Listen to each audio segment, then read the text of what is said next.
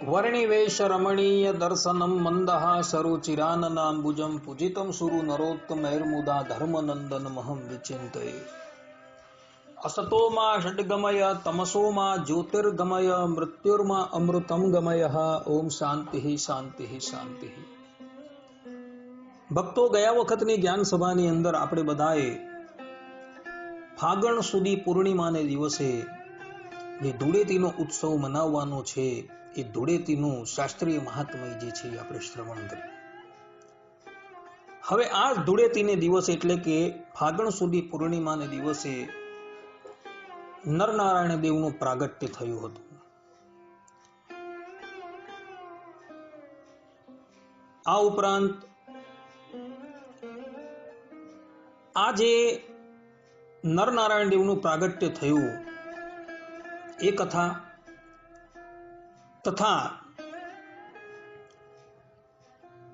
આ નરનારાયણ દેવના પ્રાગટ્યને દિવસે એ ભગવાનને પુષ્પોના હિંડોળાની અંદર બિરાજમાન કરી ઝુલાવવામાં આવે છે, જેને પુષ્પ દોલોત્સવ કહેવામાં આવે છે, તે કથા। આ ઉપરાંત આપણા સંપ્રદાય એટલે કે સ્વામિનારાયણ સંપ્રદાયની અંદર આ પુષ્પ દોલોત્સવ મહોત્સવ જે છે એ કયા સ્થાનની અંદર જઈને ઉજવવાનો છે તથા એના દર્શનનું શું ફલ છે વગેરે વગેરે સૂક્ષ્મ બાબતો જે છે એ પુરાણોની ઉપર દ્રષ્ટિ કરી તથા સંપ્રદાયના માન્ય પ્રબંધો પર દ્રષ્ટિ કરી હું લાગ લગાડ 2 પ્રવચનોની અંદર એ બધી જ વાત તમને લોકોને કહીશ। તે બધા એકાગ્ર મનથી ધ્યાનપૂર્વક સાંભળજો। ભક્તો, આ પુષ્પ દોલોત્સવ સંબંધી પહેલી કથા જે છે એ ભવિષ્ય પુરાણની અંદર આવે છે। ભવિષ્ય પુરાણના ઉત્તર પર્વના 134મા અધ્યાયની અંદર યુધિષ્ઠિર મહારાજ અને શ્રી કૃષ્ણ ભગવાનનો સંવાદ છે અને એની અંદર આ પુષ્પ દોલોત્સવની ઉત્પત્તિની કથા બતાવવામાં આવેલી છે। એ બેઠી જ કથાઓ જે છે એ અહીં વાંચી જાઉં છું। ભગવાન શ્રી કૃષ્ણ યુધિષ્ઠિર રાજા પ્રત્યે બોલ્યા કે હે મહારાજ, હવે અમો તમારી પાસે દોલોત્સવનું વર્ણન કરું છું। કોઈક સમયે સ્વર્ગમાં આવેલા નંદન વનમાં દોલોત્સવ થયો હતો। વસંત ઋતુમાં દેવાંગનાઓ અને દેવતાઓ મળીને ડોલ ક્રીડા કરવા લાગ્યા। નંદન વનમાં આ મનોહર ઉત્સવ જોઈ ભગવાન શંકર પ્રત્યે પાર્વતીજી બોલ્યા કે ભગવાન, આપ આ ક્રીડાને જુઓ, આ પણ અમારે માટે એક ડોલ બનાવો, જેના પર બેસી હું આપની સાથે ક્રીડા કરી શકું। આ પ્રમાણે જ્યારે માતા પાર્વતીએ કહ્યું ત્યારે શિવજીએ દેવતાઓને પોતાની પાસે બોલાવ્યા અને તેઓને એક ડોલ એટલે કે પુષ્પનો હિંડોળો બનાવવા માટે આજ્ઞા કરી। દેવતાઓએ શિવજીની આજ્ઞાને મસ્તકે ધારણ કરી તેમના કહેવા પ્રમાણે સુંદર અને ઉત્તમ ઇષ્ટાપૂર્તમય 2 સ્તંભ જમીનમાં દાટીને તેના પર સત્ય સ્વરૂપ એક લાકડાનું પાટિયું મૂક્યું અને વાસુકી નાગની દોરી બનાવી। તેની ફણો પર બેસવા માટે રત્નજડિત પીઠની રચના કરી। તે ફેણો પર અત્યંત કોમળ રૂનું ગાદલું તથા ચાદર બિછાવી ડોલની શોભા વધારવા માટે મોતીઓના ગુચ્છ અને પુષ્પોની માળાથી તેને સજાવ્યો। આ પ્રમાણે દેવતાઓએ અતિ ઉત્તમ ડોલ તૈયાર કરી ભગવાન શંકરને આનંદપૂર્વક એ ડોલ જે છે એ પ્રદાન કર્યું. ત્યારબાદ ભગવાન ચંદ્રભૂષણ ભગવતી પાર્વતી સાથે તે ડોલની ઉપર બિરાજમાન થયા. ભગવાન શંકરના પાર્ષદો તે ડોલને ઝુલાવવા લાગ્યા તથા જયા અને વિજયા આ બંને સખીઓ ભગવાનને ચામર ધાળવા લાગી. આ સમયે માતા પાર્વતીજીએ ઘણા મધુર સ્વરમાં ગીત ગાયું, જેનાથી ભગવાન શંકર આનંદ મગ્ન થઈ ગયા તથા બીજા ગંધર્વો પણ ગીત ગાવા લાગ્યા. અપ્સરાઓ નૃત્ય કરવા લાગી અને ચારણો વિવિધ પ્રકારના વાદ્યો વગાડવા લાગ્યા. આ તરફ ભગવાન શંકરના ડોલ વિહારથી બધા પર્વતો કાંપવા લાગ્યા, અર્થાત કે ધ્રુજવા લાગ્યા. સમુદ્રમાં હલચલ થવા લાગી. પ્રચંડ વાયુ વાવા લાગ્યો. સમસ્ત લોક ત્રાહી ત્રાહી પુકારવા લાગ્યા. આ પ્રમાણે ત્રિલોકીને અત્યંત વ્યાકુળ જોઈ ઇન્દ્ર આદિ બધા દેવગણોએ બધા પાપનો નાશ કરનારા શિવજીની પાસે આવી તેઓને પ્રણામ કરી અને પ્રાર્થના કરતા થકા તેઓ પ્રત્યે બોલ્યા કે હે નાથ, હવે આપ આ ડોલ લીલાથી નિવૃત્ત થાઓ, કારણ કે આપની આ ડોલ લીલાથી ત્રિલોકીમાં ક્ષોભ ઉત્પન્ન થઈ રહ્યું છે. આ પ્રમાણે દેવતાઓની પ્રાર્થના સાંભળી પ્રસન્ન થયેલા શિવજી ડોલ પરથી ઉતરી તેઓને ઉદ્દેશી કહેવા લાગ્યા, આજથી વસંત ઋતુમાં જે વ્યક્તિ આ પ્રમાણે ડોલોત્સવ કરશે તથા નૈવેદ્ય અર્પિત કરી તે દેવતાઓના મૂળ મંત્રોથી તેઓને ડોલ પર આરોહણ અર્થાત કે ઝુલાવશે તથા ગીત વાદ્યો અને નૃત્ય દ્વારા આનંદો ઉત્સવ કરશે તથા સ્તુતિપાઠ કરશે, તે બધી જ અભિષ્ટ વસ્તુઓને પ્રાપ્ત કરશે.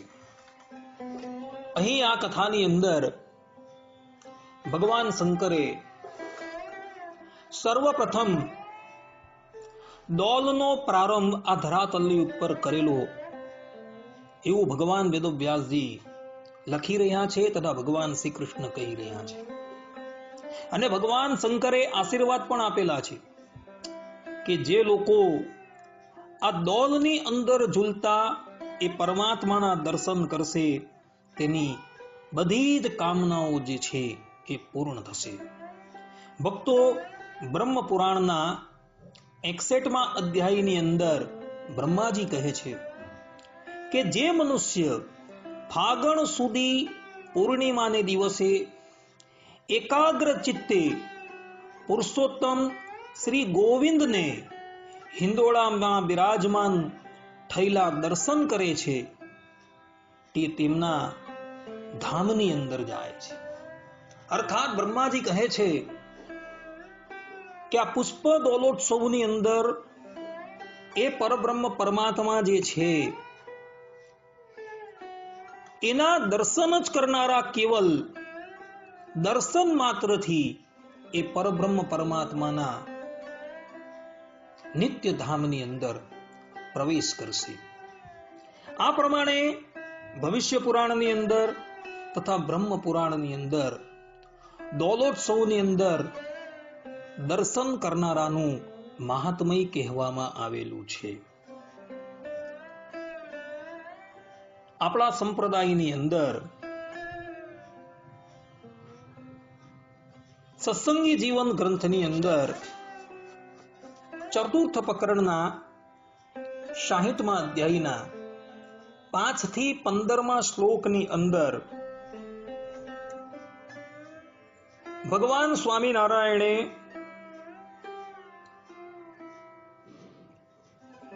આ ઉત્સવ કેમ ઉજવવામાં આવે છે તેનો પ્રકાશ કરેલો છે, તથા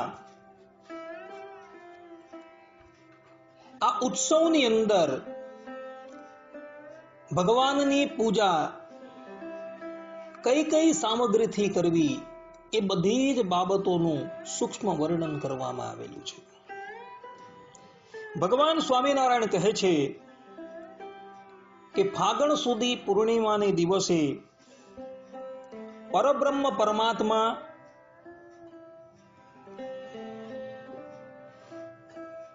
ભગવાન શ્રીમન નારાયણ ધર્મદેવ અને દક્ષ પ્રજાપતિની પુત્રી મૂર્તિના ઘરે એટલે કે ભક્તિના ઘરે પોતાની પૂર્ણ સામર્થ્ય ધારણ કરી નરનારાયણ રૂપે પ્રગટ થયા હતા.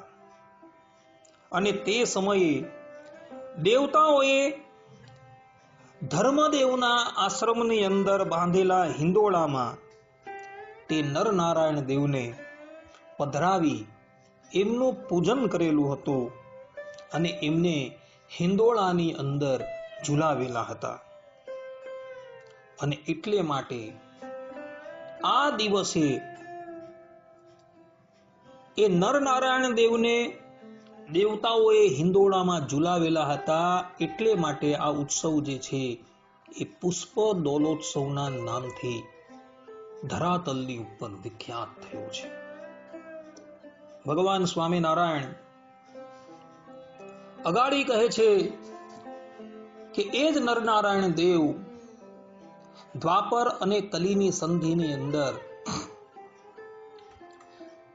કુરુકુલની અંદર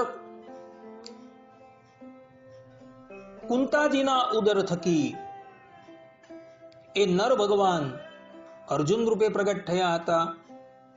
અને એ જ નારાયણ જે છે એ યદુકુલની અંદર દેવકી માતાના ઉદર થકી શ્રી કૃષ્ણ રૂપે પ્રગટ થયા હતા.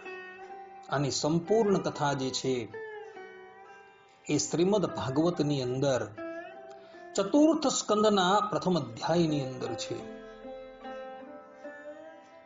તો એ નર અને નારાયણ જે અર્જુન અને શ્રી કૃષ્ણ રૂપે હતા, એક સમયે રૈવતાચલની ઉપર યાદવ સમૂહ જે છે એ વિહાર કરવા માટે પધારેલો હતો. અને તે વખતે અર્જુનજી પણ ભગવાન શ્રી કૃષ્ણની સાથે હતા. અને એવા સમયની અંદર ફાગણ સુધી પૂર્ણિમાનો દિવસ આવેલો હતો.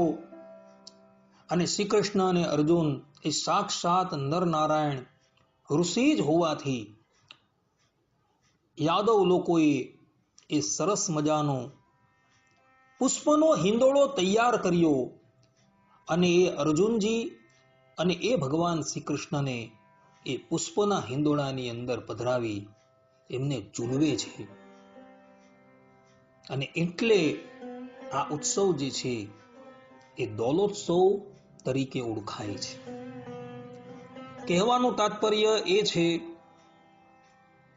કે દોલોત્સવ સંબંધી 3 કથાઓ પ્રચલિત છે.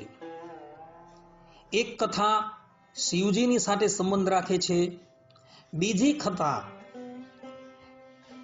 આદિ સતયુગની અંદર જે નરનારાયણ દેવ પ્રગટ થયા હતા તેની સાથે સંબંધ રાખે છે. અને ત્રીજી કથા જે છે એ કલી અને દ્વાપરની સંધિની અંદર જે શ્રી કૃષ્ણ ભગવાન અને અર્જુનજી જે પોતે નરનારાયણ દેવનો જ અવતાર હતા તેની સાથે સંબંધ ધરાવે છે. આ પ્રમાણે આ દોલોત્સવ સંબંધી 3 કથાઓ શાસ્ત્રોની અંદર જોવા મળે છે. ભગવાન સ્વામિનારાયણ આ ઉત્સવ કરવાની અંદર તિથિનો નિર્ણય કરતા પોતે કહી રહ્યા છે કે આ ઉત્સવ કરવામાં સૂર્યોદય વ્યાપી ઉત્તરા ફાલ્ગુની નક્ષત્ર ગ્રહણ કરવું, તેનો યોગ જો બંને દિવસે એટલે કે પૂર્ણિમા અને પ્રતિબાદાને દિવસે હોય તો તે આ ઉત્સવ પૂર્વ દિને એટલે કે પૂર્ણિમાને દિવસે કરવું, કેમ કે બહુ કાળ વ્યાપનાર છે. આ ઉત્સવમાં શ્રી કૃષ્ણનું અર્ચન વસંતોત્સવમાં જ જેમ એમ કરવું. ભગવાન નરનારાયણની પ્રાતઃ કાળે 1600 ઉપચારો વડે પૂજા અને મહાનિરાજન કરવી. શ્વેત સૂક્ષ્મ વસ્ત્રો, શ્વેત સુંદર પુષ્પહારો અને તુલસી દલો વડે એમનું પૂજન પ્રશસ્ત માનેલું છે. એમના નૈવેદ્યમાં દૂધપાક, બદરી ફળ એટલે કે બોર વિશેષપણે સમર્પણ અર્થાત કે સમર્પણ કરવા. પછી નરનારાયણને પારણામાં દક્ષિણાભિમુખે પધરાવીને પૂજક પુરુષ તેઓને હિંદોળે એટલે કે ઝુલાવે. જે મંદિરમાં નરનારાયણની મૂર્તિ સ્થિર અર્ચારૂપા હોય ત્યાં ચણા એટલે કે બાલકૃષ્ણ મૂર્તિને પલ્લામાં પધરાવીને ગીત વાદિંત્ર પૂર્વક વસંત ઋતુમાં થતા માલતી આદિક પુષ્પો વડે તે બાલકૃષ્ણનું પૂજન કરે. તે પછી ભક્તજનો રંગ ગુલાલાડી વડે પરસ્પર ક્રીડા કરે. આ ઉત્સવમાં પણ વસંતોત્સવની પેઠે રંગ રમવામાં મર્યાદા રાખવી. પુરુષોએ પુરુષો સાથે અને સ્ત્રીઓએ સ્ત્રીઓની સાથે, તેમાં પણ વિધવાઓ, સાધુઓ અને બ્રહ્મચારીઓએ તો રંગ ક્રીડા ન કરવી એ નિયમ સાચવવો. તે દિવસે નરનારાયણના દોલોત્સવના પદો ગૌરાવવા. પછી શ્રી કૃષ્ણ ભગવાનની આરતી કરીને પલના થકી ઉતારીને તેમને ઓઢી દેવડાવવા. આ પ્રમાણેનો નિર્ણય ભગવાન સ્વામિનારાયણે સત્સંગી જીવનની અંદર કરેલું છે. ભક્તો, ભગવાન સ્વામિનારાયણ જ્યારે આ ધરાતલની ઉપર મનુષ્ય રૂપ ધારણ કરીને સાક્ષાત બિરાજમાન હતા ત્યારે તેઓ આ ઉત્સવ જે છે એ બહુ જ આનંદ અને ઉલ્લાસપૂર્વક ઉજવતા હતા. આપણા સત્સંગી જીવન ગ્રંથની અંદર ભગવાન સ્વામિનારાયણે વડતાલની અંદર જે પુષ્પ દોલોત્સવ ઉજવેલો હતો તેનું વર્ણન તૃતીય પ્રકરણની અંદર કરવામાં આવેલું છે. એ આખું વર્ણન તમે ધ્યાનથી વાંચજો. કહેવાય છે કે એ જમાનાની અંદર વડતાલની અંદર 5 લાખ હરિભક્તો ઉપસ્થિત થયા હતા અને તે લોકોને પરસ્પર ક્રીડા કરવા માટે 50,000 મણ ગુલાલ જે છે એ ઉડાડવામાં આવેલો હતો. આ બધી જ વાતો આપણા સંપ્રદાયના માન્ય પ્રબંધોની અંદર લખાયેલી જોવા મળે છે.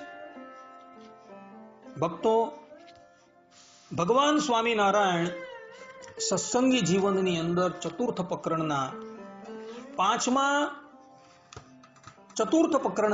25મા અધ્યાયની અંદર સ્પષ્ટ રૂપે આ નરનારાયણ દેવ જે છે એ કોણ છે તેનું વર્ણન કરતા પોતે કહે છે કે ગોલોકમાં અક્ષર નામના તેજો મંડળના મધ્યમાં જે શ્રી કૃષ્ણ પુરુષોત્તમ આપણા ઈષ્ટદેવ વિરાજમાન છે તે જ પોતે ભૂતલ ઉપર સર્વભૂતોના શ્રેય માટે ધર્મ પ્રજાપતિ અને તેમની મૂર્તિ નામની પત્નીએ અતિ દ્રઢ ભક્તિપૂર્વક ધ્યાન કરતા તેમની ઉપર પ્રસન્ન થઈને તેમના અંગ થકી પ્રાદુર્ભાવ પામતા નરનારાયણ એવા બંને રૂપ ધારીને વર્ણી વેશ રમણીય ધરાતલની અંદર વિરાજમાન થયા હતા.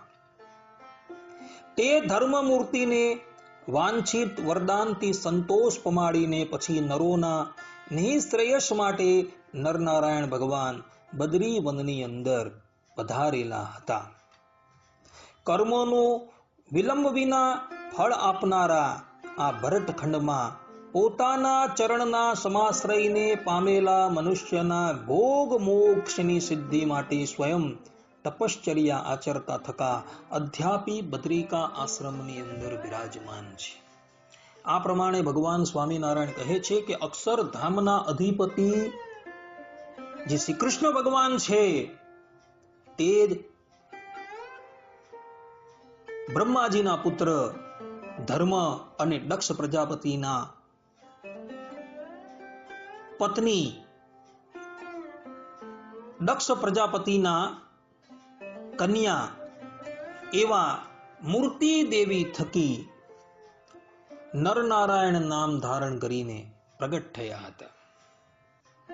આમ નરનારાયણ દેવ જે છે એ કોઈ સામાન્ય નથી, પરંતુ સાક્ષાત પરબ્રહ્મ પરમાત્મા જ છે. અને એ જ નર અને નારાયણ જે છે એ દ્વાપર અને કલીની સંધિની અંદર કુરુકુલની અંદર અર્જુનજી રૂપે અને યદુકુલની અંદર શ્રી કૃષ્ણ રૂપે પ્રગટ થયા હતા, જેનું પ્રમાણ શ્રીમદ ભાગવતના ચતુર્થ સ્કંદના પ્રથમ અધ્યાયની અંદર જોવા મળે છે, તથા મહાભારતના શાંતિ પર્વની અંદર 342મા અધ્યાયની અંદર પણ જોવા મળે છે. એટલે નરનારાયણ દેવ એ સાક્ષાત પરબ્રહ્મ પરમાત્મા છે, અનંતકોટી બ્રહ્માંડ નાયક છે, અને અધ્યાપી એ ભૂતલની ઉપર તપસ્યા કરતા થકા બદ્રિકા આશ્રમની અંદર બિરાજમાન છે. ભગવાન સ્વામિનારાયણે જે આ વાત કહી એ વાત શ્રીમદ ભાગવતના પંચમ સ્કંધની અંદર પણ લખેલી છે, અને ત્યાં સ્પષ્ટ રૂપે કહ્યું છે કે ભરતખંડના તેઓ અધિપતિ છે, અને આજે પણ ભરતખંડના મનુષ્યો જે છે એ મનુષ્યના યોગ અને ક્ષેમની ચિંતા કરતા થકા એ તપસ્યા પરાયણ થઈને ત્યાં રહી રહ્યા છે. ભગવાન સ્વામિનારાયણ સત્સંગી જીવનના ચતુર્થ પ્રકરણના 25મા અધ્યાયની અંદર 95મા શ્લોકની અંદર પોતાના સમસ્ત આશ્રિતોને આજ્ઞા આપતા કહે છે કે ફાલ્ગુન માસમાં ઉત્તર ફલ્ગુની નક્ષત્રમાં કરવામાં આવતો પુષ્પ દોલોત્સવ જે છે એ દેશાંતરમાં રહેનારા અમારા તમામ આશ્રિતોએ અમદાવાદ મંદિરમાં આવીને કરવાનું છે. અર્થાત કે ભગવાન સ્વામિનારાયણે પોતાના વરદ હસ્તે જે નરનારાયણ દેવનું સ્વરૂપ અમદાવાદની અંદર સ્વામિનારાયણ મંદિરની અંદર પધરાવેલું છે, તો એ નરનારાયણ દેવની સમીપ દોલોત્સવનું નિર્માણ કરી દેશ દેશની અંદર રહેતા દરેક હરિભક્તોએ અમદાવાદ પધારવાનું છે, અને દોલની અંદર બિરાજમાન જે ભગવાન નરનારાયણ દેવ છે તેના દર્શન કરવાના છે. આ ભગવાન સ્વામિનારાયણની આજ્ઞા છે. જે પ્રમાણે આપણે કાર્તિક સમયો અને ચૈત્ર સમયો જે છે આપણે વડતાલ કરીએ છીએ, તે જ પ્રમાણે આ નરનારાયણ દેવનો જન્મોત્સવ જે છે એ આપણે અમદાવાદની અંદર મનાવવાનું છે. આ પ્રમાણેની ભગવાન સ્વામિનારાયણની આજ્ઞા છે ભક્તો. માટે દરેક ભક્તો આ ફાગણ સુધી પૂર્ણિમાને દિવસે અમદાવાદ પધારજો, અને દોલની અંદર વિરાજમાન એ નરનારાયણ દેવના દર્શન કરજો, જેથી કરીને તમે આ લોકની અંદર પણ સુખી થશો અને પરલોકની અંદર પણ સુખી થશો. કારણ કે એ પ્રમાણેના આશીર્વાદ બ્રહ્માજીએ અને ભગવાન શંકરે આપેલા છે. એ બ્રહ્મ પુરાણની અંદર અને ભવિષ્ય પુરાણની અંદર જોવા મળે છે. આ પ્રમાણે આજના આ પ્રવચનની અંદર આ પુષ્પો દોલોત્સવ જે છે એના પ્રાગટ્યની કથા જે છે એ તમને કહી સંભળાવી, તથા આ પુષ્પો દોલોત્સવને દિવસે ભગવાનની સેવા કઈ કઈ સામગ્રીઓથી કરવાની તેનું પણ વર્ણન કર્યું, તથા આ પુષ્પો દોલોત્સવ ક્યાં ઉજવવાનો છે, તથા એના દર્શનનું શું મહાત્મય જે છે એ બધી જ વાત તમને શાસ્ત્રોના આધારે અમે કહી. હવે પછીના પ્રવચનની અંદર અમો તમારી પાસે આ નરનારાયણ દેવ જે છે એ નરનારાયણ દેવના પ્રાગટ્ય સંબંધી કથા તથા એમણે જે લીલાઓ કરી, જે જીવાત્માઓને દર્શન આપી એને કૃતાર્થ કર્યા વગેરે બધી જ બાબતો જે છે એ શાસ્ત્રોની અંદર વર્ણન કરવામાં આવેલી છે એનું નિરૂપણ કરશું. ત્યાં લગીન બધા જ ભગવત ભક્તોને હેતપૂર્વક જય સ્વામિનારાયણ. સર્વે સંતો નિરામયઃ, સર્વે સુખીનો ભવંતુ, સર્વે ભદ્રાણી પશ્યંતુ, મા કશ્ચિત દુઃખ ભાગ ભવેત. અસ્તુ. જય સ્વામિનારાયણ. વર્ણિવેશ રમણીય દર્શનમ મંદહાસ રુચિરાનનાંબુજં પૂજિતં સુરુ નરોત્તમૈર્મુદા ધર્મનંદન મહં વિચિંતયે. અસતો મા ષડ્ગમય તમસો મા જ્યોતિર્ગમય મૃત્યુર્મા અમૃતમ ગમય. ઓમ શાંતિ શાંતિ શાંતિ. ભક્તો, ફાગણ સુધી પૂર્ણિમા એટલે પુષ્પ દોલોત્સવ, નરનારાયણ દેવનો પ્રાગટ્ય, અને આ પુષ્પ દોલોત્સવ સંબંધી કથાઓ જે છે જે ભવિષ્ય પુરાણની અંદર, સત્સંગી જીવનની અંદર, બ્રહ્મ પુરાણની અંદર જે જોવા મળે છે એ ગયા વખતના પ્રવચનની અંદર તમારી સન્મુખ વિગતવાર જે છે એ અમે પ્રસ્તુત કરેલી હતી. હવે આજે આપણે આ પુષ્પોદોલોત્સવ જેના નિમિત્તે મનાવવામાં આવે છે એવા નરનારાયણ દેવના પ્રાગટ્યની જે કથા શાસ્ત્રોની અંદર વર્ણન કરવામાં આવેલી છે એ આપણે શ્રવણ કરીએ. ભક્તો, આદિ સતયુગની વાત છે. આ કથા જે છે એ મહાભારતના શાંતિ પર્વની અંદર અધ્યાય 342 ની અંદર, શ્રીમદ ભાગવતની અંદર ચતુર્થ સ્કંદના પ્રથમ અધ્યાયની અંદર, વામન પુરાણની અંદર ઇત્યાદિ ઘણા સ્થાનની ઉપર એ કથાઓ જોવા મળે છે. આદિ સતયુગની અંદર સૃષ્ટિ કરતા બ્રહ્માજીના વક્ષસ્થલમાંથી ધર્મનું પ્રાગટ્ય થયું અને દક્ષ પ્રજાપતિના ઘરે એમની પત્ની મનુપુત્રી પ્રસૂતિના ગર્ભ થકી 13 કન્યાઓનું પ્રાગટ્ય થયું. એમાં જે મૂર્તિ નામની કન્યા જે છે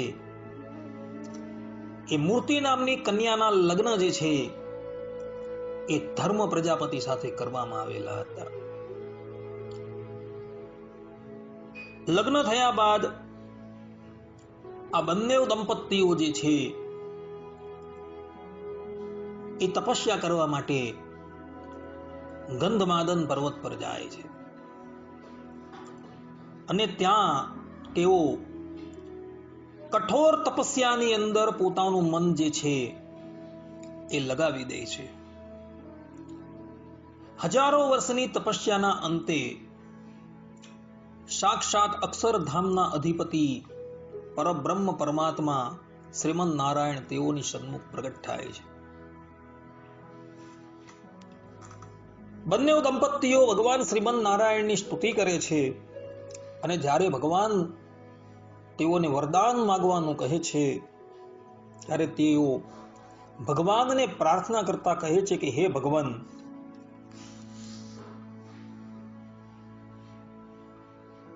અમારા તપનો ઉદ્દેશ્ય જે છે એ કેવલ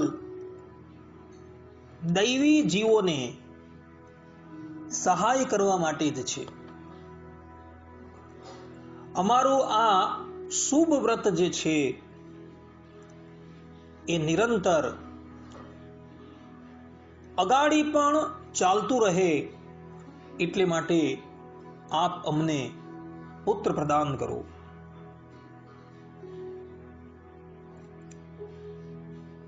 ભગવાન શ્રીમન નારાયણે એમની વિનંતી જે છે એમનો જે અભિષ્ટ વર જે છે એ માન્ય કર્યું અને એ શ્રીમદ નારાયણ પોતે 4 રૂપ ધારણ કરીને ધર્મ પ્રજાપતિના ઘરે પ્રગટ થાય છે. ભગવાનનું પ્રથમ રૂપ છે નર, બીજું નારાયણ છે, ત્રીજું હરિ છે અને ચતુર્થ છે કૃષ્ણ. આ 4 રૂપે ભગવાન શ્રીમદ નારાયણ એમની સન્મુખ પ્રગટ થઈ જાય છે. અને ભગવાન જે પ્રગટ થયા એ 16 વર્ષની કિશોર અવસ્થાની અંદર જ પ્રગટ થાય છે. એમાં જે હરિ અને કૃષ્ણ જે હતા એ દેવતાઓની વિનંતીથી સૃષ્ટિની રક્ષા કરવા માટે એ લોકોની સાથે જતા રહે છે. અને નર અને નારાયણ જે છે એ ભરતખંડના મનુષ્યોને પરમ નિશ્રેયસની પ્રાપ્તિ થાય એને અર્થે તપસ્વીનો વેશ ધારણ કરીને કરની અંદર કમંડલ, પલાસનો દંડ, મુંજ મેખલા, મસ્તક પર જટા, મૃગ ચર્મ વગેરે ધારણ કરી તપસ્યા કરવા માટે ગંધમાદન પર્વત પર આવે છે. ભક્તો, નરનારાયણ દેવ જે છે એનું પ્રાગટ્ય જે થયું છે એ બ્રહ્મચર્યના આદર્શને પ્રસ્થાપિત કરવા માટે થયું છે. ગંધમાદન પર્વતની અંદર એ પધારે છે, સંકલ્પ માત્રથી ત્યાં આશ્રમ ઊભો કરે છે અને એક બોરડીની નીચે બિરાજમાન થઈ ભગવાન નરનારાયણ દેવ તપસ્યાની અંદર એક લીન થઈ જાય છે. ભક્તો, એ બોરડી જે છે એ બોરડી બીજા કોઈ નથી પરંતુ સાક્ષાત જગતજનની માતા લક્ષ્મીજી છે. જગતજનની માતા લક્ષ્મી ભગવાન શ્રીમદ નારાયણથી એક ક્ષણ માટે પણ વિખૂટા પડતા નથી. જગતજનની માતા લક્ષ્મીજી જ્યારે પણ પરબ્રહ્મ પરમાત્મા શ્રીમદ નારાયણ ધરાતલની ઉપર પધારે છે ત્યારે કોઈક ને કોઈક રૂપે એ પણ ધરાતલની ઉપર અવતાર ધારણ કરીને પ્રગટ થાય છે. રામા અવતારની અંદર સીતાજી હતા, કૃષ્ણ અવતારની અંદર રૂકમિણીજી હતા, પરશુરામ અવતારની અંદર ધરાદેવી હતા, કલ્કી અવતારની અંદર પદ્માદેવી હતા. ભગવાન નરનારાયણ દેવ આ અવતારની અંદર બ્રહ્મચર્યનો આદર્શ પ્રસ્થાપિત કરવા માટે પ્રગટ થયા છે.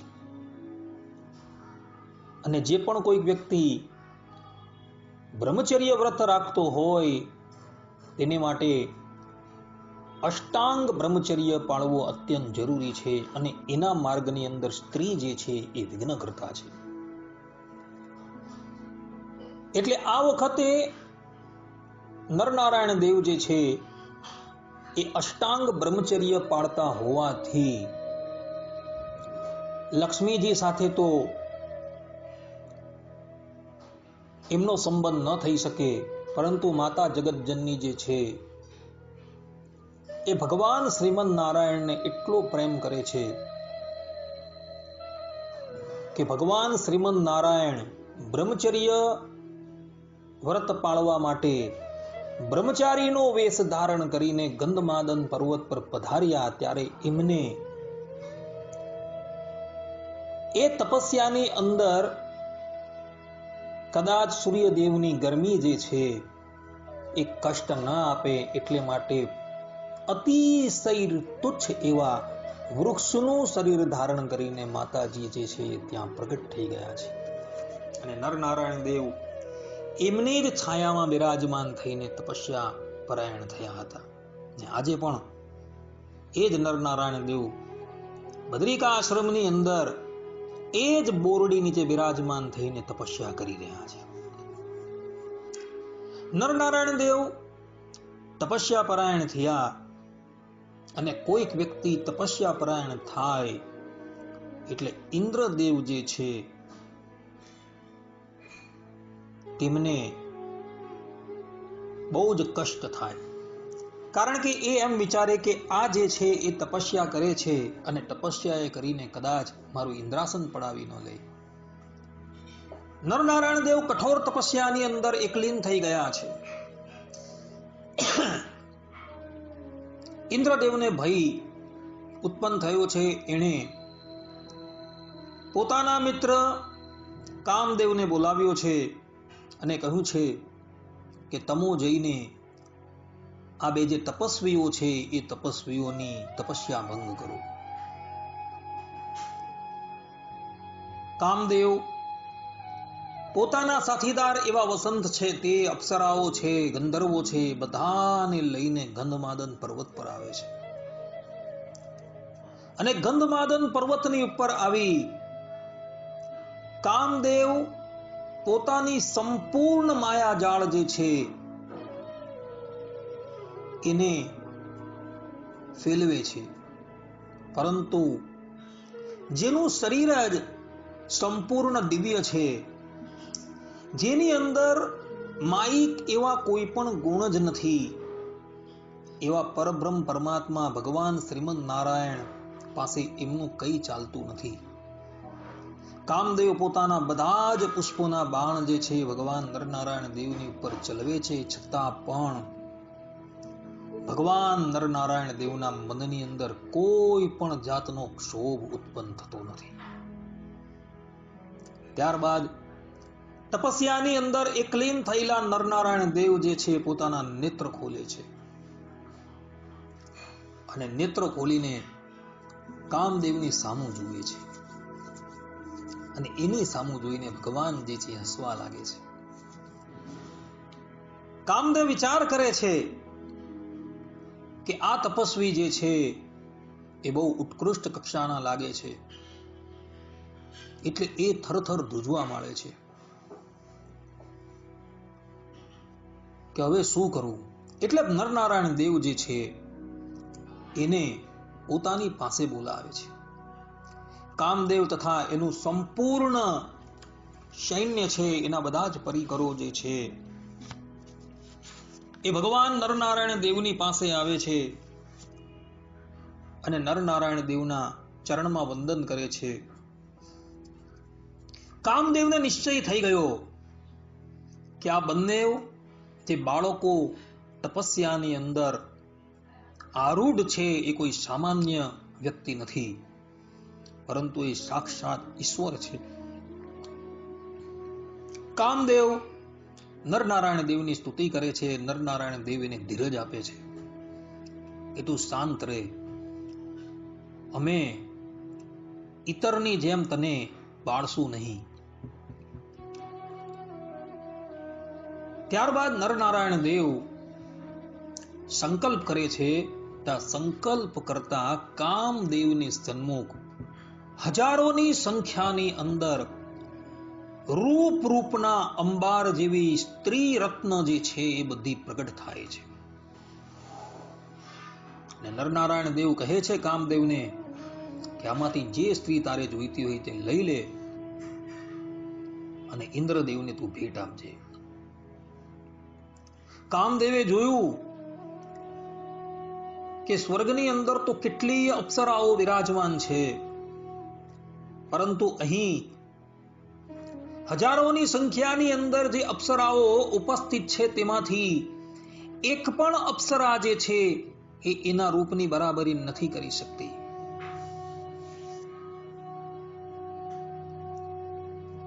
કામદેવે ત્યારબાદ એક સ્ત્રીને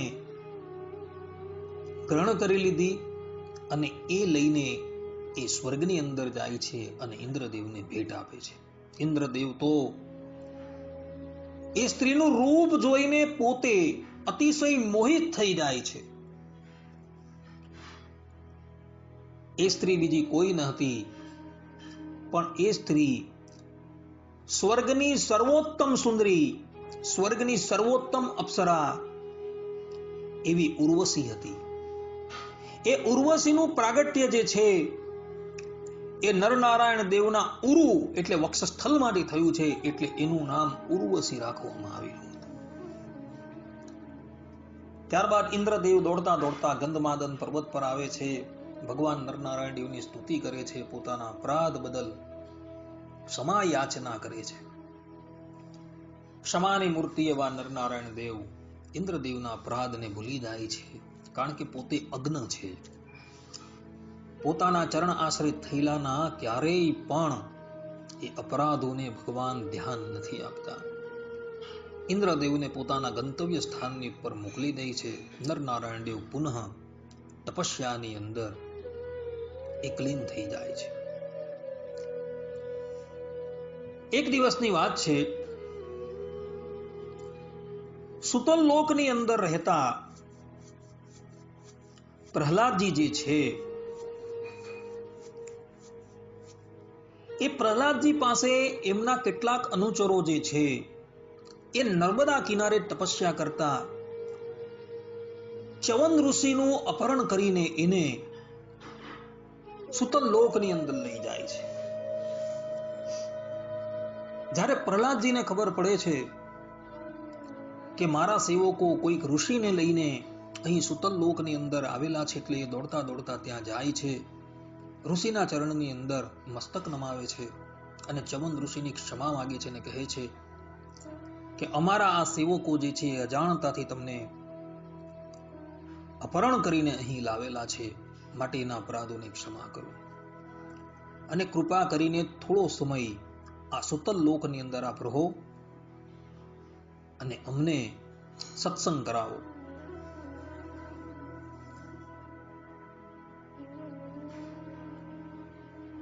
પ્રહલાદજીની વિનંતી સાંભળી ચ્યવન મુનિ જે છે એ ઘણો સમય સુતલ લોકની અંદર રહે છે અને પ્રહલાદજીને સત્સંગ કરાવે છે. ત્યારબાદ ચ્યવન ઋષિ કહે છે કે પ્રહલાદ, હવે મારે પુનઃ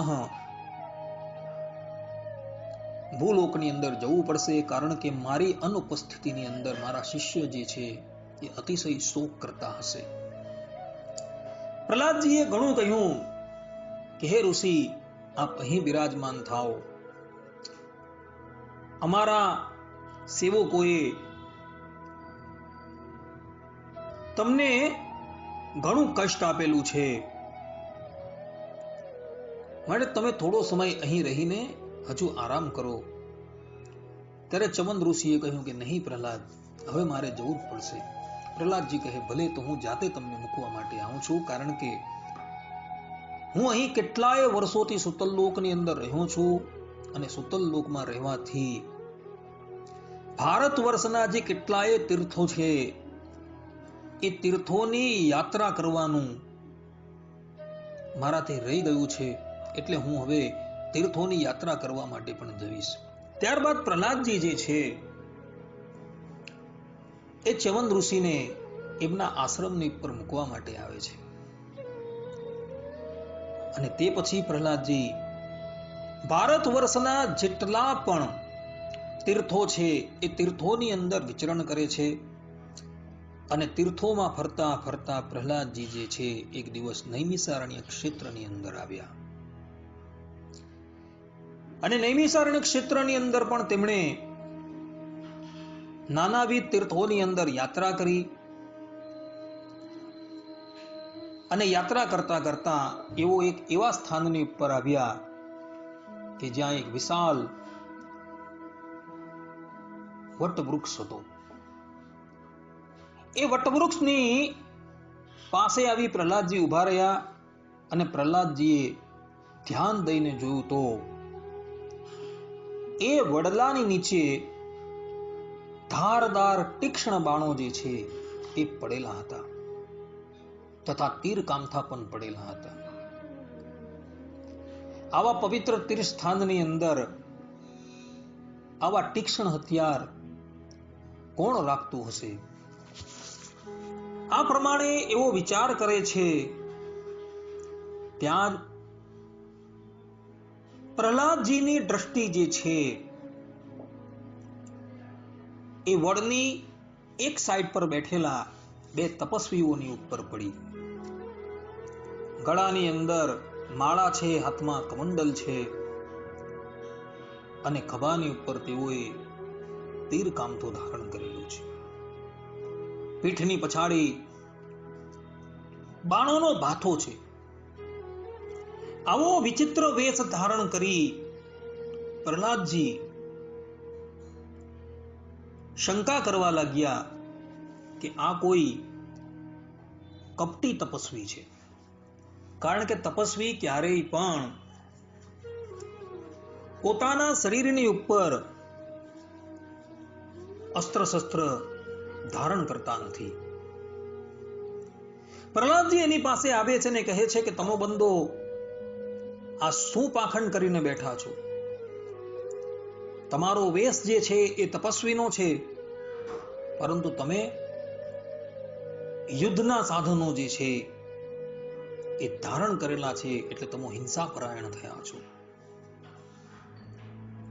અમે આજ સુધીની અંદર ક્યારેય પણ તપસ્વીઓને અસ્ત્ર શસ્ત્ર ધારણ કરેલા જોયા નથી. પ્રહલાદજીની વાત સાંભળી નારાયણ ભગવાને કહ્યું, આપ આપનું કામ કરો, અમારી ચિંતા તમારે કરવાની જરૂર નથી. અમારે જ્યારે જરૂર પડે છે ત્યારે અમે તપસ્યા કરીએ છીએ અને ધર્મ નિયમનું પાલન કરીએ છીએ, અને જ્યારે જરૂર પડે છે ત્યારે અમે યુદ્ધ પણ કરીએ છીએ. ક્યારેક યુદ્ધ કરવું એ પણ અમારો ધર્મ બની રહે છે. માટે આપ શ્રી અમારી સાથે વ્યર્થ ચિંતા ન કરો અને આપ આપના ગંતવ્ય સ્થાનની ઉપર જાઓ. ભગવાન શ્રીમદ નારાયણને હજુ પ્રહલાદજી ઓળખી શકતા નથી. પ્રહલાદજી શ્રીમદ નારાયણે જે પ્રમાણે કહ્યું તેના ઉત્તરની અંદર કહે છે કે હે તપસ્વીઓ, તમો ખોટો અહંકાર ન કરો. અમો દૈત્યનો રાજા પ્રહલાદજી છીએ. ધર્મનું રક્ષણ કરવું એ મારો પણ પ્રધાન ધર્મ છે. હું અહીં છું ત્યાં લગીન તમારા જેવા પાખંડીઓ જે તીર્થ ક્ષેત્રમાં રહીને પાખંડ કરે છે અને લોકોને છેતરે છે, એ તમારો પાખંડ જે છે એ હું અહીં ચલવી ન લઈશ. જો તમારામાં શક્તિ હોય તો મારો મુકાબલો કરો.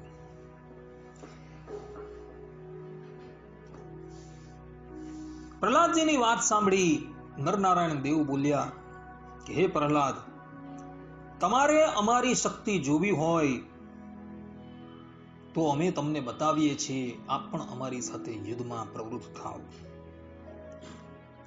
ત્યારબાદ પ્રહલાદજી અને નરનારાયણ દેવનું ઘમાસાન યુદ્ધ થાય છે. અને એ યુદ્ધ જે છે 1000 વર્ષ પર્યંત ચાલતું રહ્યું. બેમાંથી એક પણ જણા પાછા પડતા નથી. અંતમાં ભગવાન લક્ષ્મી નારાયણ પ્રહલાદજીની પાસે આવ્યા. ભગવાનના દર્શન કરી પ્રહલાદજી અતિશય આનંદિત થઈ ગયા. ભગવાનની પૂજા કરી, એમને પ્રણામ કર્યા અને કહ્યું કે હે પ્રભુ, આ બે તપસ્વીઓ સાથે દીર્ઘકાલથી અમે યુદ્ધ કરીએ છીએ, છતાં પણ તેઓ અમારાથી પરાજિત થતા નથી. જગતની અંદર એવો કોઈ યોદ્ધા નથી કે જે એક ક્ષણ માટે પણ મારી સામુ યુદ્ધની અંદર ટકી શકે. પરંતુ આજે 1000 વર્ષ થવા છતાં પણ આ તપસ્વીઓ અમારાથી યુદ્ધની અંદર જીતાતા નથી. એનું શું કારણ છે? પ્રહલાદજીની વાત સાંભળી ભગવાન શ્રીમદ નારાયણ બોલ્યા કે પ્રહલાદ, આમાં આશ્ચર્ય પામવા જેવું કંઈ નથી. આ બંને તપસ્વીઓ જે છે એ મારા જ અવતાર છે. તેઓ સાક્ષાત મારું જ સ્વરૂપ છે. તમે કોઈ પણ રીતે એમને પરાજિત ન કરી શકશો. તમારે એમને પરાજિત કરવા હોય તો તમે એના શરણમાં જાઓ અને એમની સેવા કરો. તો તમારી સેવાના કારણે એ તમને વશ થઈ જશે, તમારા બંધનમાં આવી જશે. ભગવાન શ્રીમદ નારાયણની વાત સાંભળી પ્રહલાદજી જે છે એ નરનારાયણ દેવના શરણમાં જાય છે, એમના ચરણમાં પડી જાય છે અને પોતાના અપરાધ બદલ એ પ્રભુની ક્ષમા માંગે છે. અને ત્યારબાદ પ્રહલાદજી જે છે નૈમિષારણ્ય ક્ષેત્રમાં રહી નરનારાયણ દેવની ખૂબ સેવા કરે છે. અને એને લઈને નરનારાયણ દેવ જે છે, જે અજીત છે, જેનું એક નામ વિજય છે, જે ક્યારેય કોઈનાથી પરાજિત થતા નથી, એ પ્રહલાદજીની ભક્તિથી પરાજિત થઈ ગયા અને પ્રહલાદજીને આધીન થઈ ગયા. આ પ્રમાણેની કથા ભક્તો વામન પુરાણની અંદર જોવા મળે છે. ત્યારબાદ પ્રહલાદજી એ વામન પુરાણની અંદર તમે જોજો કે ભૂતકાળની અંદર જે ભગવાનના અવતાર થઈ ગયા છે અને હવે પછી ભવિષ્યની અંદર જે ભગવાનના અવતાર થવાના છે, એ અવતાર ધારણ કરનારા બીજા કોઈ નથી પરંતુ આ નરનારાયણ દેવ જ છે, એમ કહી એમની સર્વ અવતારના અવતારી તરીકે સ્તુતિ કરે છે.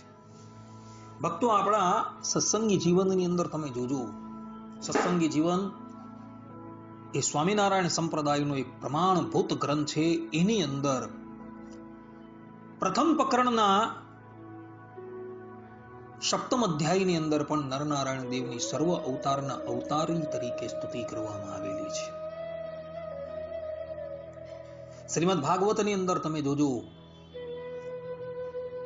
દ્વાદશ સ્કંધની અંદર માર્કેન્ડેય ઋષિની સન્મુખ પ્રગટ થયેલા નરનારાયણ દેવની પણ માર્કેન્ડેય મુનિએ સર્વ અવતારના અવતારી તરીકે સ્તુતિ કરેલી છે.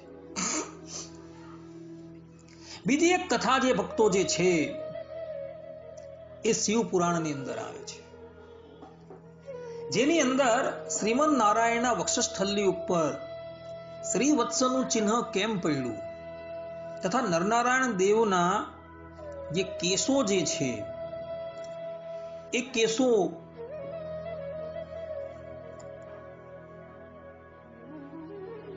દગ્ધ કેમ થઈ ગયા, એ બધી કથાઓ જે છે એ ત્યાં જોવા મળે છે.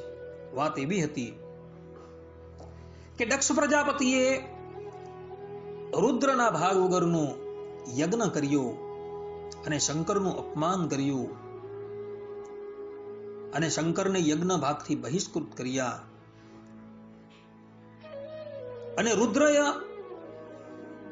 ના ભાગ વગરનો યજ્ઞ કરવાનો એમણે પ્રારંભ કર્યો અને યજ્ઞની અંદર જ્યાં એ આહુતિ આપવાનો પ્રારંભ કરે છે ત્યાં જ ભગવાન શંકર જે છે એ આવી ચડે છે.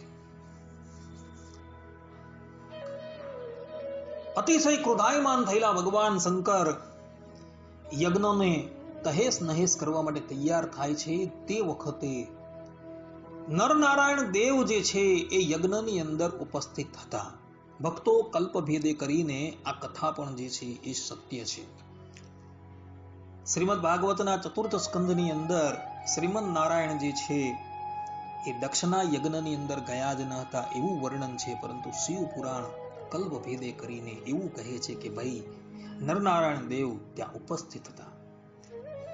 ભગવાન શંકરને યજ્ઞનો ધ્વંસ કરતા જોઈને નરનારાયણ દેવ પોતાના અસ્ત્ર શસ્ત્ર ધારણ કરીને ભગવાન શંકરની સાથે યુદ્ધ કરવા માટે આવે છે. બંને વચ્ચે ભયાનક યુદ્ધ થાય છે. ભગવાન શંકર પોતાનું અમોઘ ત્રિશૂલ જે છે એ નારાયણની ઉપર ચલવે છે અને એ ત્રિશૂલ જે છે એ ભગવાન નારાયણના વક્ષસ્થલની ઉપર વાગે છે અને વક્ષસ્થલની ઉપર વાગી એ પુનઃ કેસની ઉપર પણ જાય છે, એટલે કે ત્યાં પણ એનો પ્રહાર થાય છે.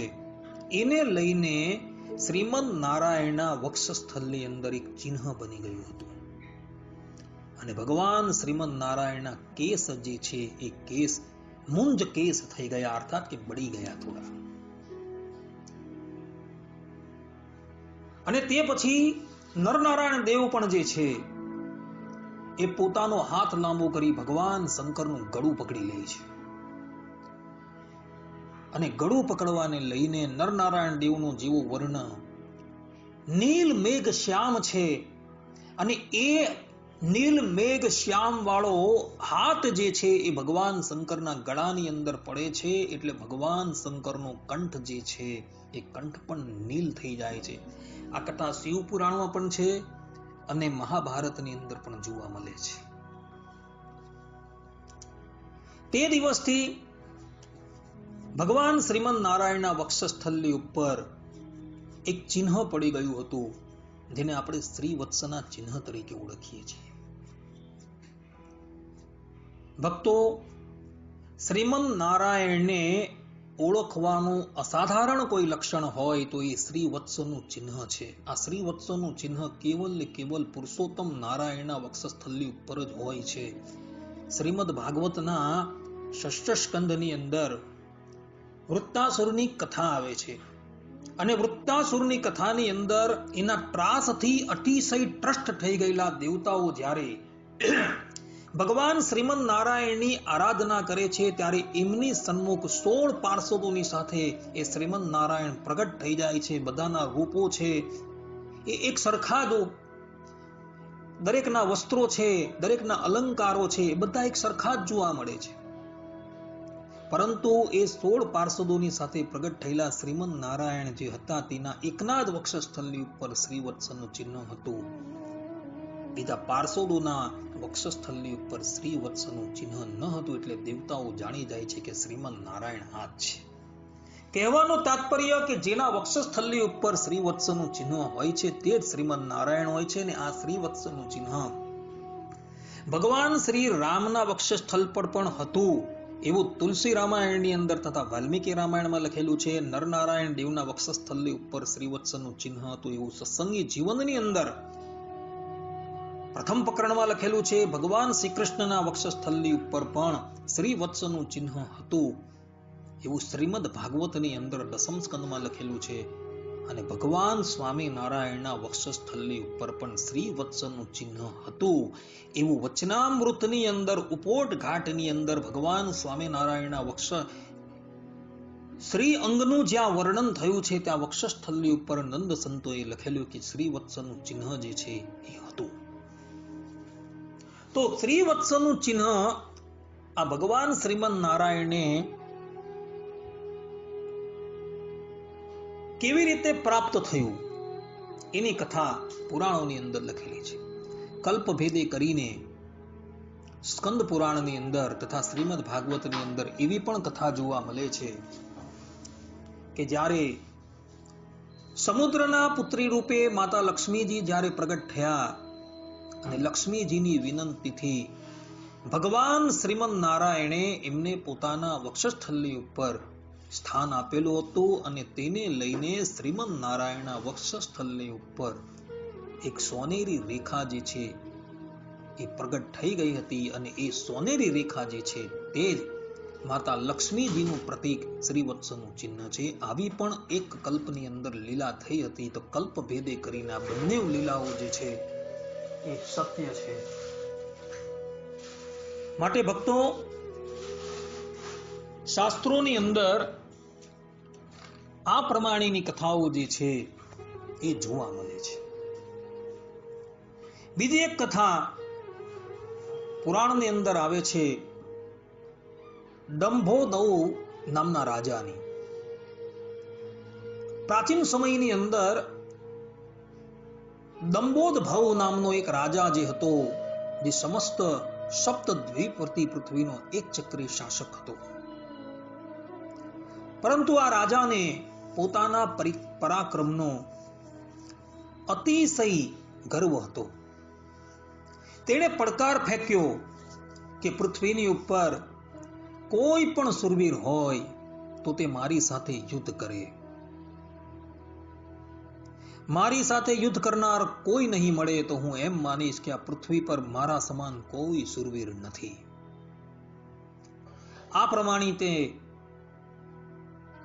આ પ્રમાણેની વાતો કરતો થકો એ ધરાતલની ઉપર વિચરણ કરતો હતો.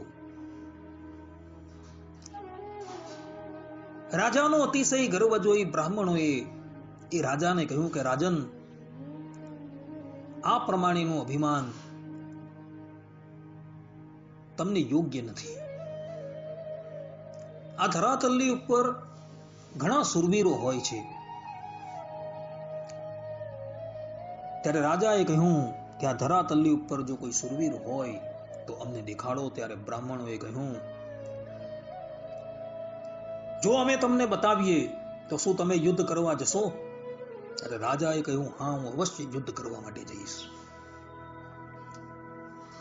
ત્યારબાદ બ્રાહ્મણોએ કહ્યું કે આ પૃથ્વીની ઉપર સર્વથા અજય અને સુરવીર નર અને નારાયણ નામના બે ભાઈઓ છે, જે અત્યારે ભારત વર્ષની અંદર તીર્થ સ્થાનોની અંદર સર્વોત્તમ તીર્થ એવા બદ્રિકા આશ્રમની અંદર તપસ્યા કરી રહ્યા છે.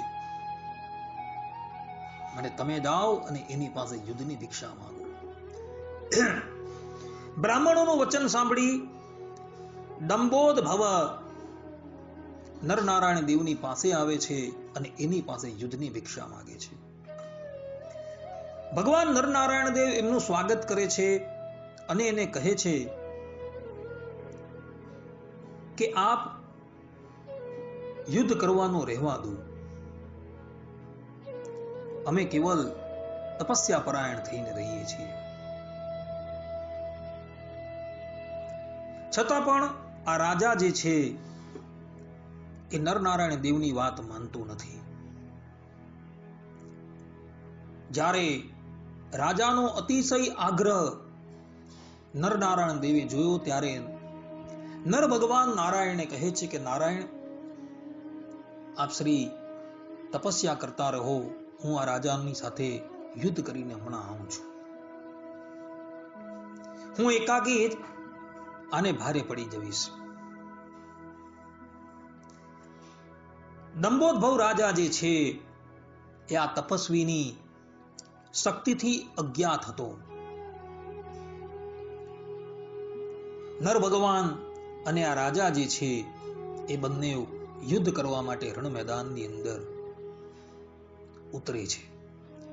ભગવાન નર એકલા જ સૈન્ય સહિત રાજાની સાથે યુદ્ધ કરતા હતા. ભયાનક યુદ્ધ પ્રારંભ થયું છે. તે યુદ્ધમાં ભગવાન નરે ઐસિકાસ્ત્ર નામનો અસ્ત્રનો પ્રયોગ કરી રાજા દંભોદકને સર્વ બાજુથી વિંધી નાખ્યું. રાજાનું સૈન્ય જે છે તે પણ નાશ ભાગ કરવા લાગ્યું અને બધા જ સૈન્ય સાથે આ રાજા જે છે એ પરાસ્ત થઈ ગયો અને એ નરનારાયણ દેવના શરણમાં આવ્યો અને પોતાના અપરાધ બદલ એ ક્ષમા યાચના કરવા લાગ્યો. પરંતુ ક્ષમાની મૂર્તિ એવા નરનારાયણ દેવ આ રાજાના અપરાધો જે છે ભૂલી જાય છે અને રાજાને ક્ષમા કરી દે છે અને એને જીવિત છોડી દે છે. આ પ્રમાણેની કથા દંભોદ ભવ રાજાની પુરાણોની અંદર જોવા મળે છે. દાનવીર કર્ણ, એ દાનવીર કર્ણના જન્મ સંબંધની અંદર પણ નરનારાયણ દેવ જ નિમિત્ત બનેલા હતા. વાત એવી છે કે પૂર્વે એક સહસ્ર કવચી નામનો રાજા થયો હતો, જેણે તપસ્યા કરી બ્રહ્માજીની પાસે એવું વરદાન માંગ્યું કે મારા શરીરની ઉપર 1000 એવા કવચ પ્રગટ થઈ જાય કે જે કવચ જે છે એ અભેદ્ય રહે અને એ કવચ એ જ વ્યક્તિ તોડી શકે કે જે વ્યક્તિ એક સાથે 10,000 વર્ષ પર્યંત તપસ્યા કરતો હોય અને 10,000 વર્ષ પર્યંત એ જ વ્યક્તિ મારી સાથે યુદ્ધ કરતો હોય તો મારું એક કવચ તૂટે. બ્રહ્માજીએ એને આશીર્વાદ આપ્યો કે તેવું જ થાવ, અને એને લઈ આ સહસ્ત્ર કવચીના શરીરની ઉપર 1000 દિવ્ય કવચો પ્રગટ થઈ ગયા. કોઈ પણ વ્યક્તિ એક સાથે 10,000 વર્ષની તપસ્યા કરી ન શકે ને 10,000 વર્ષ પર્યંત યુદ્ધ પણ ન કરી શકે. એટલે આ સહસ્ત્ર કવચી રાક્ષસ જે છે ત્રિલોકીની અંદર અજેય થઈ ગયો અને ઉત્પાત મચાવવા લાગ્યું. એનો ઉત્પાત એટલો બધો વધી ગયો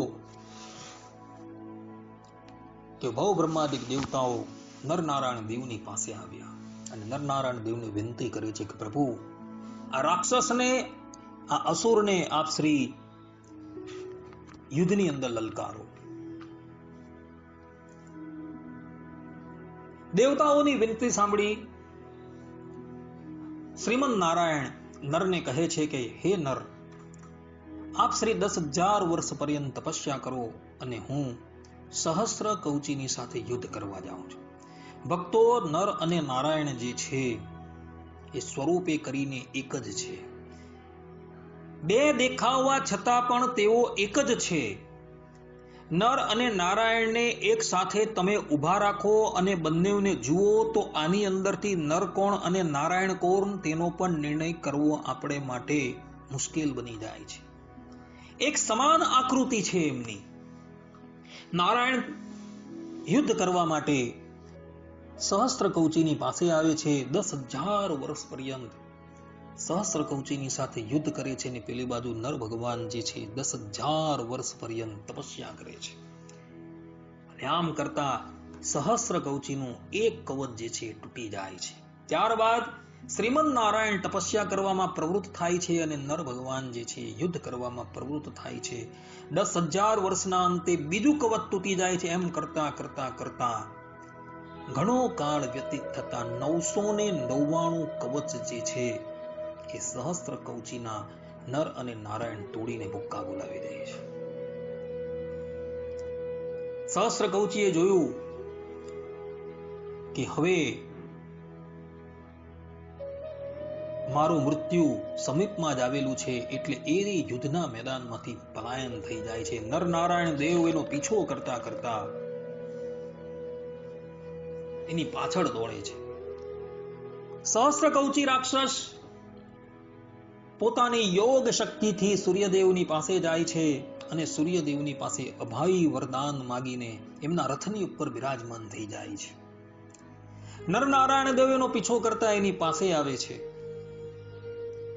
અને સૂર્યદેવને કહે છે કે સૂર્યદેવ, અમારા શત્રુને ઉપસ્થિત કરો. ત્યારે સૂર્યદેવ કહે છે કે પ્રભુ, અમે એને અભયદાન આપેલું છે. નરનારાયણ દેવ પાછા વળી જાય છે ને એ સહસ્ત્ર કવચી રાક્ષસ જે છે એ સૂક્ષ્મ રૂપે સૂર્યદેવની અંદર પ્રવેશ કરે છે અને એમના વીર્ય દ્વારા એ કુંતાજીના ગર્ભની અંદર જાય છે અને ત્યાંથી એ પ્રગટ થાય છે. અને એ જે હતો એ બીજો કોઈ ન હતો પરંતુ એ અંગરાજ કર્ણ હતા. અને એ જન્મે છે ત્યારે પણ એના શરીરની ઉપર કવચ અને કુંડળ હોય છે અને આ કવચ અને કુંડળ જે છે એ ઇન્દ્રદેવ જે છે એ બ્રાહ્મણના વિશે એની પાસેથી માગી લે છે.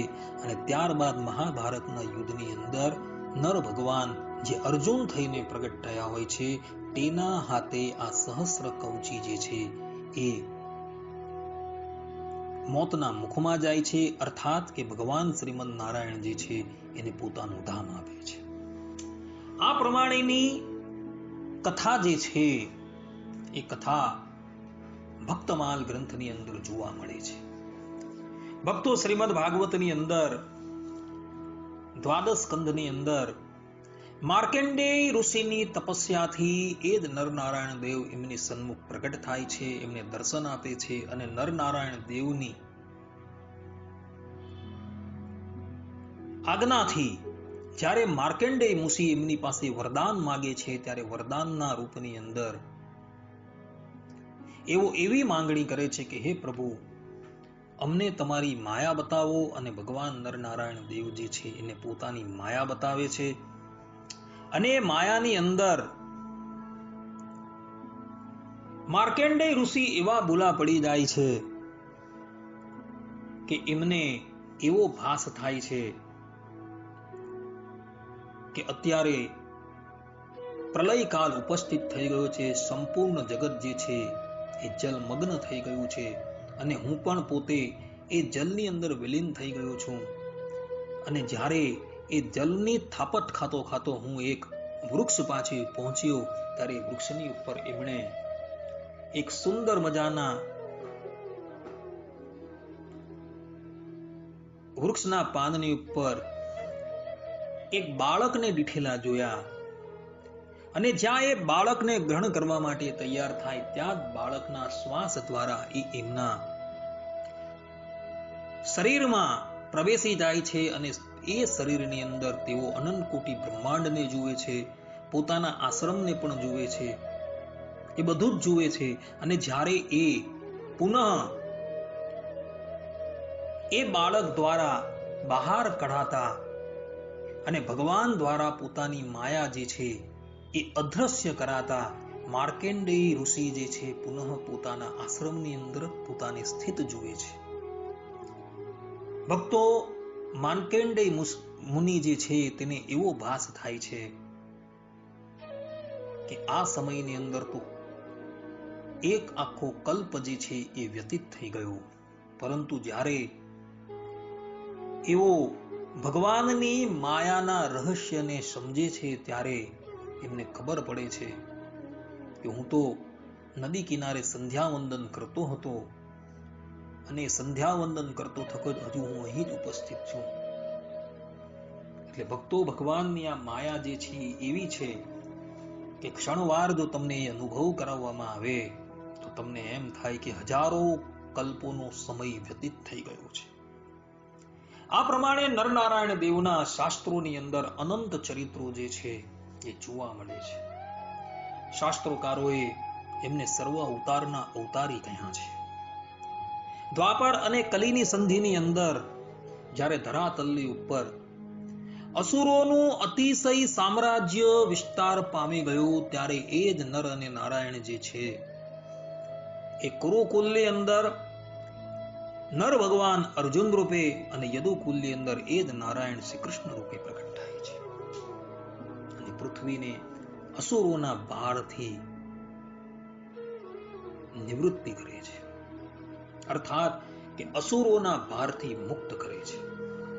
અને એ જ નરનારાયણ દેવ ઘોર કલિકાલની અંદર બદ્રિકા આશ્રમની અંદર મરિચ્યાદિક પ્રજાપતિ ધર્મદેવ અને ભક્તિ માતાને જ્યારે દુર્વાસા ઋષિ શાપ આપે છે અને કહે છે કે તમો બધા જે મારું અપમાન કરનારા છો એ ધરાતલની ઉપર જઈને અસુરો થકી કષ્ટ સહન કરો. અને જ્યારે એ દુર્વાસા ઋષિને એ બધા જ મરિચ્યાદિક ઋષિઓ અનુનય વિનંતી કરે છે ત્યારે એ દુર્વાસા ઋષિ કહે છે કે આ નર નારાયણ જે છે આ ધર્મ અને ભક્તિના પુત્ર રૂપે પ્રગટ થશે અને તમારા બધા જ કષ્ટો એ કાપશે, અર્થાત કે કષ્ટ થકી તમને મુક્ત કરશે. અને એ જ નર નારાયણ જે છે એ જ પોતે સ્વામિનારાયણ, નારાયણ મુનિદેવ, હરિકૃષ્ણ, સહજાનંદ ઇત્યાદિક જેના નામ છે એ નામ ધારણ કરીને ધરાતલની ઉપર પ્રગટ થાય છે. એટલે જ માટે સ્વામિનારાયણ સંપ્રદાયની આરતીની અંદર મુક્તાનંદ સ્વામી જે છે એ ગાય છે કે નારાયણ નર ભ્રાતા દ્વિજ કુલ તનુધારી,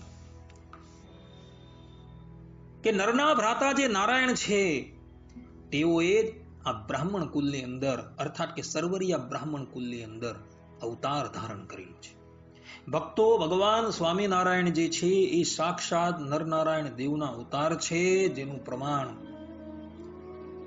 શ્રી વાસુદેવ મહાત્મય એટલે કે સ્કંદ પુરાણના વૈષ્ણવ ખંડના વાસુદેવ મહાત્મયની અંદર 18મા અધ્યાયના 42, 43 અને 44મા શ્લોકની અંદર લખાયેલું છે.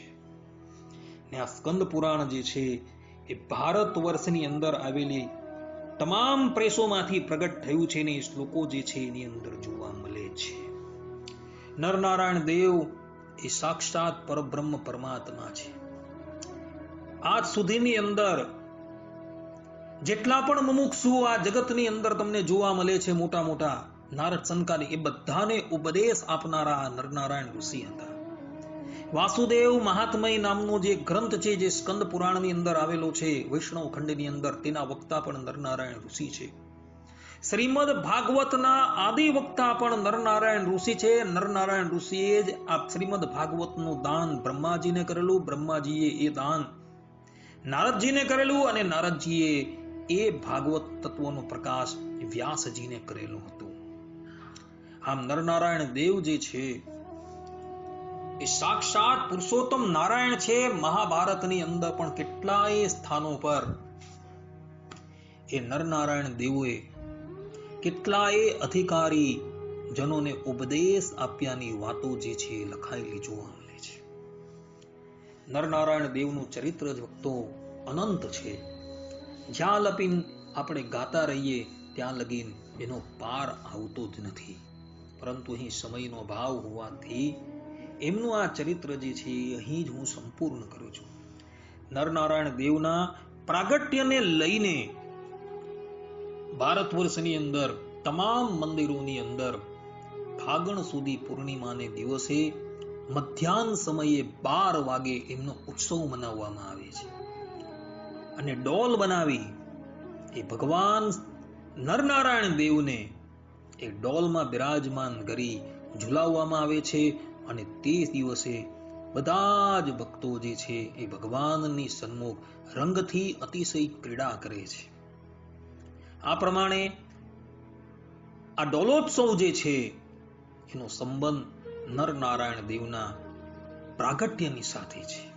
માટે ભક્તો એ નરનારાયણ દેવનું પ્રાગટ્ય જે છે જે ફાગણ સુધી પૂર્ણિમાને દિવસે છે, એ દિવસે તમે બધા પણ રંગથી ક્રીડા કરજો. પરંતુ એ ક્રીડા જે છે એ મર્યાદામાં રાખજો.